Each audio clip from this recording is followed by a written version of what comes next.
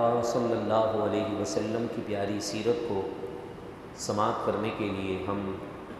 اپنے قیمتی لمحات میں سے اہم وقتوں کو اللہ تبارک و تعالیٰ کے گھر میں استعمال کر رہے ہیں۔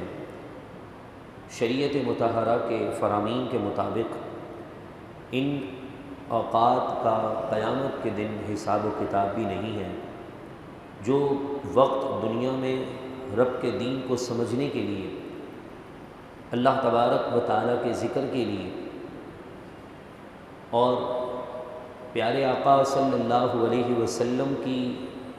اسوہ حسنہ یعنی سیرت طیبہ کو سماعت کرنے کے لیے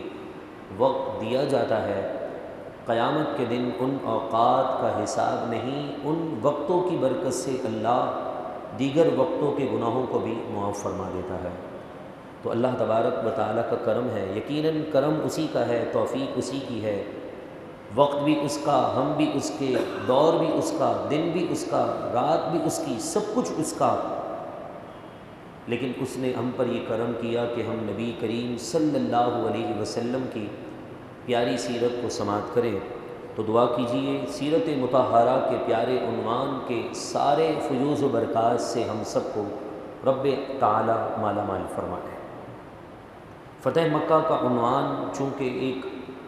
تاریخ اسلام اور سیرت طیبہ میں ایک منفرد عنوان ہے، اس لیے فتح مکہ کے عنوان کو تھوڑا تفصیل کے ساتھ اور باریک سے باریک بات کو بھی ہم سمجھنے اور سماعت کرنے کی کوشش کر رہے ہیں۔ پچھلے درس میں ہم نے یہ بات سماعت کی تھی آخری لمحات میں کہ رسول اللہ صلی اللہ علیہ وسلم جب حضرت ام ہانی کے گھر تشریف لے گئے، مکہ المکرمہ میں داخل ہونے کے بعد،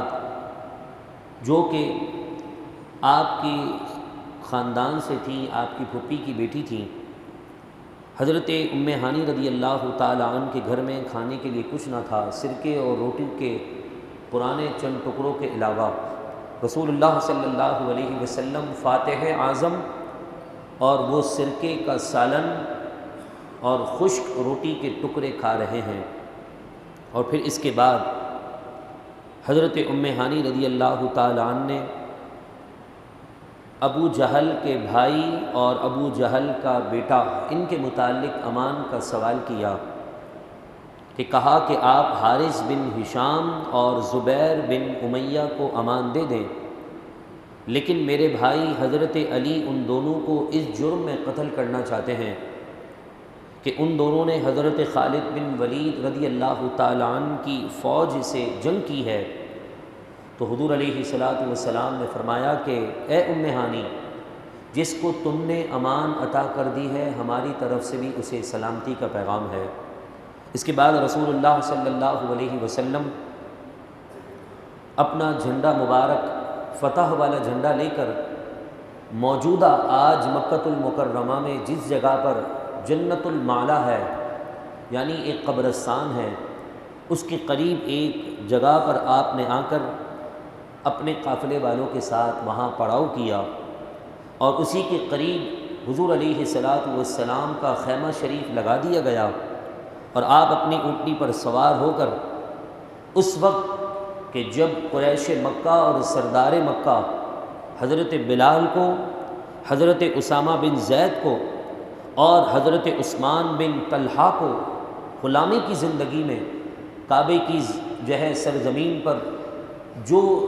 کوئلے سے زیادہ تپتی ہوئی گرم تھی اس پر گھسیٹتے تھے، میرے محبوب نے فتح مکہ کے وقت یہ فرمایا کہ اسامہ کو بلاؤ، بلال کو بلاؤ اور عثمان بن طلحہ کو بلاؤ۔ یہ اعزاز ہے ان کے لیے، کیونکہ دین کا یہ قانون ہے، جو شخص دین کے لیے وقت نکالتا ہے، جو شخص دین کو اپنا سب کچھ دے دیتا ہے، دین اس کا قرض باقی نہیں رکھتا بلکہ اس کی عزت کی بھی حفاظت کرتا ہے، اور اس کے ساتھ معاملات میں جو پیش رہتے ہیں، ایسے لوگ بھی اللہ اس بندے کو عطا فرما دیتا ہے۔ کہاں آج سے تقریباً فتح مکہ کے سال سے کوئی تقریباً 10-12 سال پہلے انہی گلیوں میں حضرت بلال کو گھسیٹا جا رہا تھا، لیکن آج حضرت بلال فاتح اعظم محمد مصطفیٰ صلی اللہ تعالیٰ علیہ وسلم کی سواری پر سوار ہو کر حضرت عثمان بن طلحہ اور حضرت اسامہ بن زید، یہ تینوں غلام تھے مکی کی زندگی میں۔ آپ ان تینوں کو ساتھ لے کر اپنی سواری پر سوار کر کے خانہ کعبہ کی طرف جاتے ہیں، خانہ کعبہ کا طواف کرتے ہیں، حجر اسود کا بوسہ دیتے ہیں، اور پھر اس کے بعد پلٹنے کے بعد آپ نے حضرت ابراہیم علیہ نبی جناب علیہ الصلاۃ والسلام کے طرز عمل کے مطابق کعبۃ اللہ شریف کو بتوں سے پاک کر دیا۔ آپ نے جو ہے وہ خانہ کعبہ کے اطراف میں 360 بت موجود تھے،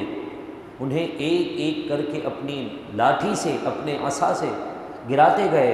اور قرآن مجید فرقان حمید کی یہ آیت پڑھتے گئے کہ قل جاء الحق وزہق الباطل ان الباطل کان زہوقا، کہ حق آ چکا ہے، باطل مٹنے والا ہے، اور باطل کو بے شک ہمیشہ ہمیشہ کے لیے مٹنا ہی ہے، اور باطل مٹنے کے لیے ہی پیدا ہوا ہے۔ یہ آیتوں کی تلاوت آپ کرتے جا رہے تھے، اور اس کے بعد آپ نے خانہ کعبہ کے اطراف میں مطاف کی جگہ پر جہاں لوگ طواف کرتے ہیں، اس جگہ پر جتنے بت پڑے تھے آپ نے انہیں اپنی لاٹھیوں سے گرا دیا، اور یہ آیت پڑھتے رہے۔ جب مطاف میں جتنے بت تھے انہیں ختم کر دیا، گرا دیا، تو اس کے بعد اللہ کے نبی علیہ الصلاۃ والسلام نے خانہ کعبہ میں جانے کا ارادہ فرمایا۔ دروازہ آپ کے لیے کھول دیا گیا تھا، اور پھر یہ عثمان بن طلحہ وہ شخص تھے کہ مکی زندگی میں رسول اللہ صلی اللہ علیہ وسلم نے ان سے یہ کہا تھا کہ عثمان مجھے خانہ کعبہ میں جانے دو، تو عثمان کہنے لگے کہ نہیں، خانہ کعبہ کی ذمہ داری اور اس کے متولی ہم ہیں، ہم جس کو چاہیں گے داخل کریں گے، جس کو چاہیں گے باہر نکال دیں گے۔ رسول اللہ صلی اللہ علیہ وسلم نے بڑی کوشش کی کہ آپ اندر جاتے، مگر وہ اپنے اپنے سرداروں کو بلا کر حضور کے سامنے وہاں سے اندر بھیجتا اور دوسرے دروازے سے نکال دیتا تھا، کیونکہ رسول اللہ صلی اللہ علیہ وسلم کے زمانے میں خانہ کعبہ کے 2 دروازے تھے، ایک سے داخل ہوتے تھے، دوسرے سے لوگ نکلتے تھے۔ تو حضرت عثمان جو ابھی ایمان لانے والے ہیں، اسی واقعے کے اختتام تک حضرت عثمان بن طلحہ رضی اللہ تعالی عنہ سے حضور نے مکی زندگی میں کہا تھا مجھے جانے دو، وہ نہ جانے دیے۔ پھر میرے محبوب نے مسکرا کر کہا تھا کہ عثمان وہ وقت میں دیکھ رہا ہوں کہ میں اس میں داخل ہوں گا، مجھے کوئی روکنے والا نہیں ہوگا، یہ جو چابی تمہارے ہاتھ میں ہے خانہ کعبہ کی، ایک وقت میں میرے ہاتھ میں ہوگی، پھر میں جسے چاہوں گا دے دوں گا، کوئی مجھ سے پوچھنے والا تم میں سے ہوگا نہیں، لہذا آج وقت ہے، مجھے جانے دو۔ عثمان نہ مانے۔ پھر یہ اس وقت آ چکا تھا کہ جب اللہ کے نبی علیہ الصلاۃ والسلام نے مطاف سے خانہ کعبہ کے اطراف سے سارے بت گرا دیے، تو اب اندر جانے کا ارادہ کیا تو دیکھا کہ اندر بت موجود ہیں۔ آپ نے دیگر صحابہ کرام علیہم رضوان کو حکم دیا، حضرت علی کو بھی حکم دیا، دیگر اور بھی اصحاب کو حکم دیا کہ اندر جاؤ اور سارے بتوں کو گرا دو۔ حضرت علی رضی اللہ تعالی عنہ آگے بڑھے اور عرض کرنے لگے کہ یا رسول اللہ، آپ خانہ کعبہ میں داخل ہوئے نہیں ہیں، اس سے پہلے علی کیسے داخل ہو سکتا ہے، لہذا آپ پہلے جائیے اور پھر میں آپ کی اتباع میں جاؤں گا۔ ادب تو یہی ہے کہ انسان ہر موقع پر بڑے کو آگے کر دے، لیکن رسول اللہ صلی اللہ علیہ وسلم نے حضرت علی سے فرمایا، علی تمہارا ادب اور تمہاری محبت اپنی جگہ ہے، مگر تمہیں پتہ ہے کہ یہ ایک قانون ہے کہ ہمیشہ ادب حکم کے تابع ہوتا ہے، جس کا تم ادب کر رہے ہو اس کا جو حکم ہے وہ تم مان لو گے تو گویا تم با ادب ہو۔ جس طرح شریعت نے ماں باپ کا ادب کرنے کا حکم دیا ہے، تو ادب کیا ہے کہ والدین جو حکم دیں اس کو پورا کیا جائے۔ شریعت نے اپنے سے بڑے کا ادب کا حکم دیا ہے۔ ادب کیا ہے کہ شریعت کے دائرے میں رہتے ہوئے اس کی ہر بات کو فالو کیا جائے، اس کی ہر بات کو مانا جائے، اطاعت کی جائے، اسی کو ادب کہا جاتا ہے۔ رسول اللہ صلی اللہ علیہ وسلم کے حکم پر حضرت علی اندر گئے اور دیگر اصحاب بھی ایک ایک کر کے سارے بتوں کو گرا دیا۔ 2 بت جن کے مجسمہ بظاہر حضرت ابراہیم اور حضرت اسماعیل علیہ السلام سے شبیہ رکھتے تھے، ان کافروں نے حضرت ابراہیم کا مجسمہ بھی بنایا ہوا تھا اور حضرت اسماعیل کا بھی مجسمہ بنایا ہوا تھا،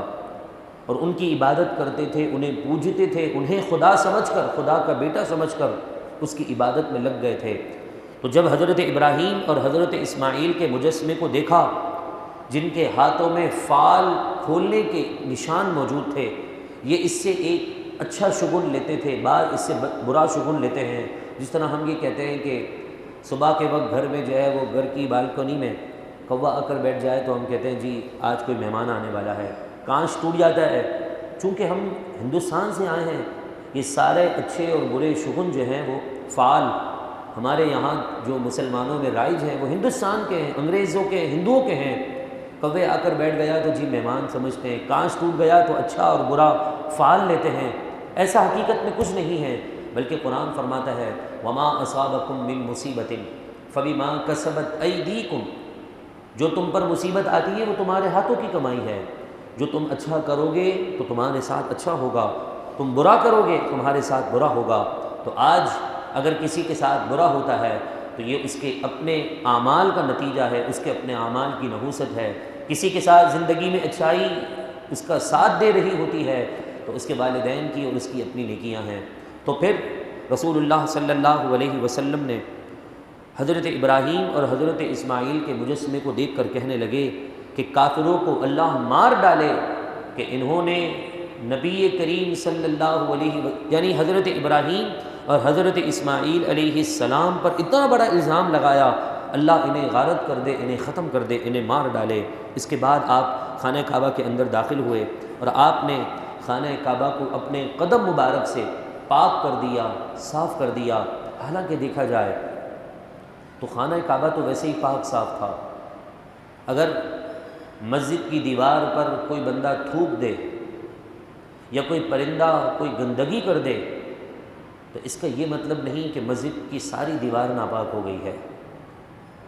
اتنا حصہ جہاں گندگی پڑی ہے وہ جگہ ناپاک ہوئی ہوگی، اور پھر اس کے بعد اگر کوئی آ کر اسے صاف کر دے تو ہم یہ کہہ سکتے ہیں کہ اس بندے نے مسجد کو صاف کر دیا ہے، مسجد سے گندگی کو دور کر دیا ہے۔ لیکن جن کے قدم مبارک سے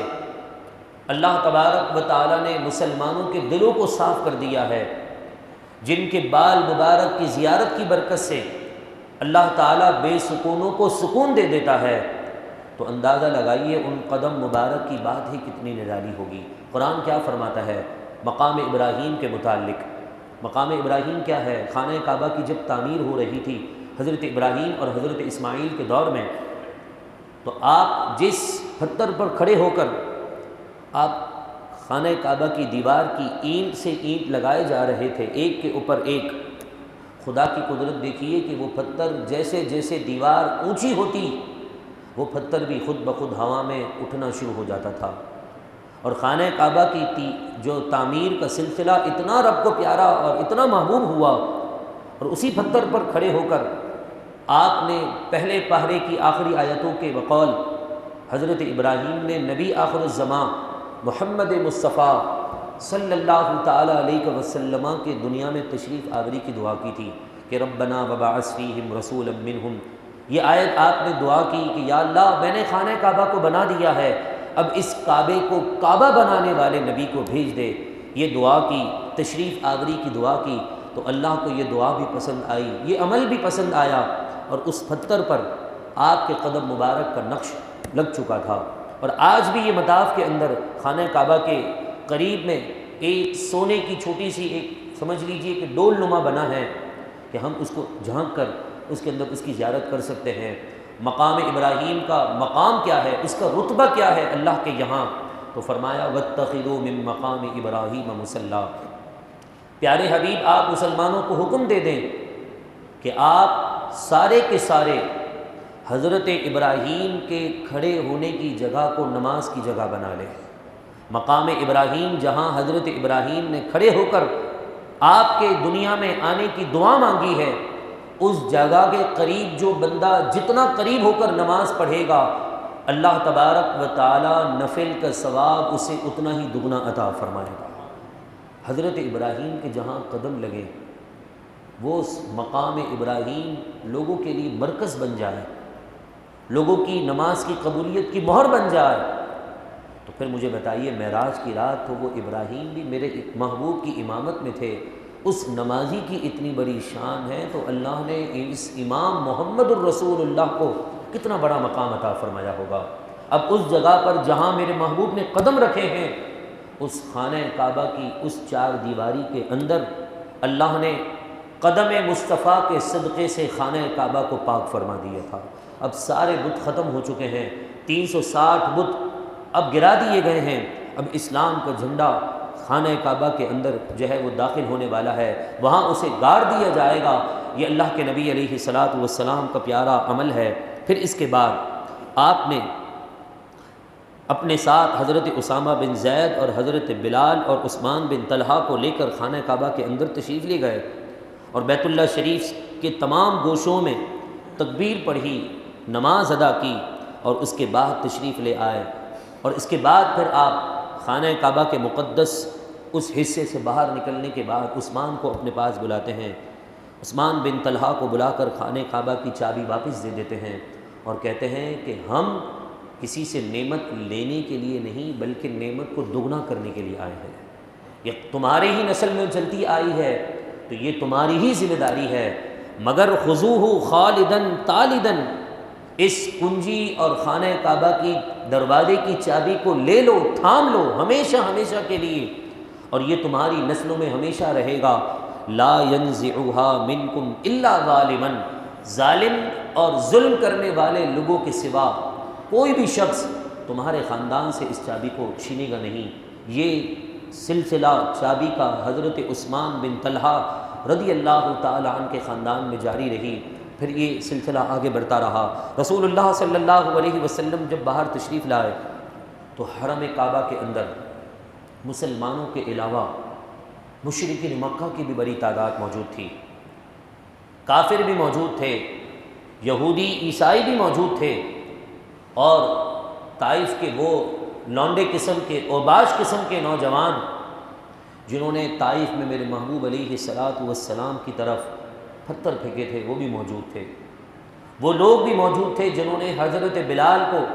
گلے میں رسی ڈال کر جانور کی طرح زمین پر گھسیٹا تھا۔ وہ لوگ بھی موجود تھے جنہوں نے حضرت بی بی زینب، میرے محبوب کی پیاری شہزادی حضرت بی بی زینب کو سواری سے نیزہ مار کر گرا دیا تھا۔ وہ لوگ بھی موجود تھے جو رسول اللہ صلی اللہ علیہ وسلم کے خاندان کے دشمن ہو چکے تھے، سارے ایک ہی صف میں کھڑے ہوئے ہیں، نظریں جھکی ہوئی ہیں۔ اندازہ لگائیے وہ منظر بھی کیا منظر ہوگا۔ اس وقت میرے محبوب علیہ الصلاۃ والسلام نے ان سارے مجموعے سے کیا خطاب فرمایا؟ آپ نے فرمایا کہ اللہ کے سوا کوئی معبود نہیں، اس کا کوئی شریک نہیں۔ اس نے اپنا وعدہ سچا کر دکھایا ہے کہ اپنے نبی کو سارے لوگوں پر فضیلت اور شان عطا کی ہے تو اس کا اظہار بھی کر دیا۔ اس نے اپنے بندہ خاص کی مدد کی، یعنی اپنی طرف رسول اللہ نے اشارہ فرمایا کہ اس نے اپنے بندہ مقدس کی مدد کی، کفار کے تمام لشکروں کو تنہا شکست دے دی۔ تمام فخر کی باتیں، تمام پرانے جتنے بھی خون کے بدلے ہیں آج وہ یہاں ہیں، تمام پرانے خون بہا جاہلیت کی رسمیں آج میرے پاؤں کے نیچے موجود ہیں، سوائے خانہ کعبہ کے خدمت کے اور آئے ہوئے خانہ کعبہ کے مہمانوں کو جو اعزازاً زمزم کا پانی پلایا جاتا تھا، اس خدمت کے اور خانہ کعبہ کی خدمت کے جتنے بھی رسمیں تھیں پرانی وہ سب میں نے پاؤں کے نیچے روم دی ہیں، سوائے ان دو عظیم کاموں کے۔ حالانکہ دیکھا جائے تو زمانے جاہلیت میں کوئی رسم اچھی نہ تھی سوائے دو رسموں کے، لیکن حضور نے اس کا ذکر ضرور کیا۔ میرے محبوب کہہ دیتے سب تمام رسمیں ختم ہو چکی ہیں، لیکن نہیں فرمایا کہ جاہلیت کی تمام رسموں کو میں نے اپنے پاؤں کے نیچے رون دیا ہے، سوائے دو کے کہ ایک خانہ کعبہ کی خدمت اور دوسرا حجاج کو زمزم کا پانی پلانا۔ ان دو رسموں کو میں جاری رکھتا ہوں، اس کے علاوہ تمام جاہلیت کی رسمیں ختم ہو چکی ہیں۔ اے قوم قریش، اب جاہلیت کا غرور اور خاندانوں کا آپس میں ایک دوسرے کا فخر کرنا کہ فلانا ہوں، میں اس قبیلے سے ہوں، میرا خاندان یہ ہے، میرا کنبہ یہ ہے، ان تمام کو اللہ نے مٹا دیا ہے۔ سن لو، سارے کے سارے لوگ حضرت آدم کی نسل سے ہیں اور ان کی ماں کا نام حوا ہے۔ حضرت آدم اور حضرت حوا کو اللہ تبارک و تعالیٰ نے مٹی سے بنایا ہے، اور مٹی کا کام فخر نہیں ہوتا، غرور نہیں ہوتا، تکبر نہیں ہوتا، مٹی کا کام جھکنا ہوتا ہے، وہ لوگوں کے پاؤں کے نیچے روندی جا رہی ہوتی ہے، لہذا لوگوں اپنے اندر عاجزی پیدا کرو۔ اس کے بعد اللہ کے نبی علیہ الصلاۃ والسلام نے سورہ حجرات کی آیت کی تلاوت کی کہ فرمایا یا ایھا الناس انا خلقناکم من ذکر وانثی وجعلناکم شعوبا وقبائل لتعارفوا، اے لوگو ہم نے تم کو ایک مرد اور ایک عورت سے پیدا کیا ہے، تمہارے لیے قبیلے اور خاندان فخر کے لیے نہیں بلکہ اس لیے بنائیں کہ تم آپس میں ایک دوسرے کی پہچان کروا سکو۔ سارے ایک ہی لوگ ہوتے تو کیسے پہچان ہوتی کہ کس کا نام عبداللہ ہے، کس کا نام غلام مصطفیٰ ہے، کون کس کے نام سے پہچانا جاتا۔ فرمایا ہم نے قبیلے اور خاندان اس لیے بنائے کہ تم آپس میں ایک دوسرے کو پہچان کروا سکو اور ایک دوسرے کی پہچان رکھو۔ لیکن سنو، اللہ تبارک و تعالیٰ کے نزدیک سب سے شریف اور سب سے زیادہ مکرم عزت والا وہ ہے جو سب سے زیادہ اللہ سے ڈرنے والا ہے، پرہیزگار ہے۔ یقیناً اللہ تبارک و تعالیٰ سب کچھ جاننے والا، سب کچھ خبر رکھنے والا ہے، اور بے شک اللہ نے ہمیشہ کے لیے شراب کو اور حرام مال کو لوگوں کے لیے حرام کر دیا ہے۔ لہذا